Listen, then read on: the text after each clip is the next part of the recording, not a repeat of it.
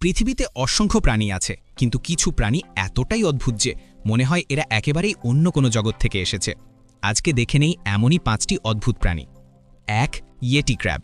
পানির গভীরে পাওয়া এই কাঁকড়া 2 হাত ভরা সাদা সাদা লোমে ঢাকা। দেখতে মনে হয় যেন পানির নিচে একেবারে ইয়েতি ঘুরে বেড়াচ্ছে। মজার বিষয় হলো এরা ওই লোম দিয়ে ব্যাকটেরিয়া চাষ করে খায়। 2. Blanket octopus. সমুদ্রের সবচেয়ে রঙিন আর রহস্যময় প্রাণীগুলোর একটি। এদের শরীরে চারপাশে ঝুলের মতো রঙিন চাদর থাকে, যা পানির নিচে ভেসে থাকার সময় অসাধারণ দৃশ্য তৈরি করে।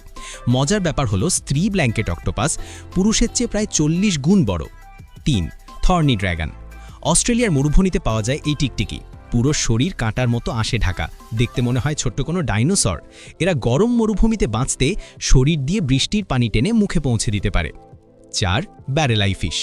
গভীর সমুদ্রে থাকা এই মাছটাকে প্রথম দেখলে বিশ্বাসই হবে না যে সত্যি জীবিত প্রাণী, কারণ এর মাথা পুরোপুরি স্বচ্ছ।